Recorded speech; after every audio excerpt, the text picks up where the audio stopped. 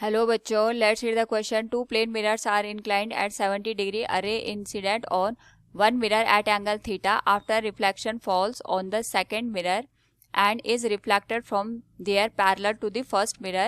Theta is, here we have given four options. Now to answer this question, first we will discuss here the key concept, and here the key concept will be reflection of light. तो जब भी हम बात करते हैं reflection की, it states bouncing back of light in a same medium. And साथ में हमें ये भी ध्यान रखना है कि जब भी लाइट यहाँ पे किसी भी सरफेस पे इंसिडेंट करती है तो यहाँ पे नॉर्मल के साथ वो जिस एंगल पे इंसिडेंट करती है उसी एंगल पे यहाँ पे रिफ्लेक्ट भी हो जाती है, यानी angle of incidence will be equal to angle of reflection.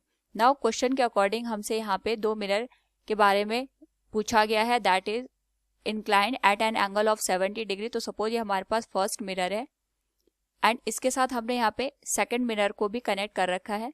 जो सेकंड मिरर है हमारे पास, it is at an angle of 70 degree. तो यहाँ पे अगर हम ऑब्जर्व करें, जो लाइट है वो इंसिडेंट कर रही है एट एंगल थीटा. तो ये हमने यहाँ पे लाइट को इंसिडेंट करा दिया एंड यहाँ पे जो हमारे पास एंगल बनेगा इट विल बी थीटा. हमने नॉर्मल के साथ थीटा एंगल बनाया है. अब यहाँ पे जो एंगल ऑफ इंसिडेंस है वो थीटा है, तो एंगल ऑफ रिफ्लेक्शन भी हमारे पास थीटा होगा. तो ये कुछ इस तरीके से यहाँ पे सेकंड जो मिरर है उस तक इंसिडेंट करेगा, लेकिन यहाँ पे जो एंगल बनेगा ये हमारे पास यहाँ पे थीटा के बराबर ही बनेगा. नाउ यहाँ पे अगेन हमारे पास जो लाइट है ये रिफ्लेक्ट करेगी, तो इसके लिए पहले हम यहाँ पे नॉर्मल ड्रॉ कर देते हैं. It will B normal for the second mirror. और यहाँ पे अगर हम ये मान के चल रहे हैं ये एंगल अल्फा है जिस पे लाइट इंसिडेंट कर रही है, तो ये अल्फा एंगल पे ही यहाँ पे रिफ्लेक्ट हो जाएगा. लेकिन जब ये लाइट रिफ्लेक्ट हुई तो ये जो हमारे पास रिफ्लेक्टेड लाइट रे है from the second mirror, it is parallel to the mirror जो हमने यहाँ पे हॉरिजॉन्टल डायरेक्शन में रखा हुआ है. यानी जो हमारे पास सेकंड रिफ्लेक्टेड रे है that is parallel to the mirror first. Now यहाँ पे अगर हम देखें ये एंगल हमारे पास थीटा है, ये एंगल हमारा 70 डिग्री है and this one is the normal. तो अगर हम इस वाले एंगल की बात करेंगे, ये नॉर्मल आ गया तो 90 डिग्री का एंगल आ गया, इसमें से हम थीटा को माइनस करेंगे, it will be 90 minus theta. Now we know that ये जो लाइट रे है that is parallel to the mirror and ये हमारे पास जो रे दिखाई दे रही है दिस वन, ये ट्रांसवर्स का काम करेगा. तो from here we can say ये जो पूरा एंगल हमारे पास बनेगा it will be equal to this angle.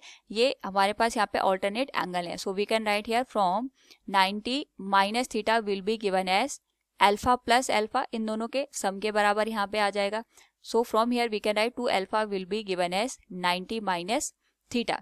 Now अगर हम यहाँ पे ऑब्जर्व करें तो हमारे पास जो ये एंगल है 70 डिग्री, इसी के करस्पॉन्डिंग जो एंगल बनेगा ये 70 डिग्री बनेगा, क्योंकि अगेन ये जो लाइट है ये पैरेलल है मिरर के, तो ये एंगल 70 हो गया, दिस वन ऑल्सो 70. नाउ अगर हम ऑब्जर्व करें, ये हमने यहाँ पे इसको नॉर्मल कंसिडर किया था, तो जो ये एंगल आएगा ये 90 डिग्री आएगा, उसमें से ये 70 डिग्री हो गया, तो जो रिमेनिंग हमारे पास अल्फा बनेगा that will be 20 degree. So we can write it will be 2 into 20 degree बराबर 90 माइनस 30, तो ये आ जाएगा 40 इक्वल्स 90 माइनस थीटा. तो जो हमारे पास थीटा की वैल्यू आएगी from here it will become 50 degree. So from the given question we can see here theta is for 50 degree. Option A will be the right answer. Hope all you understood it. Thank you and best of luck.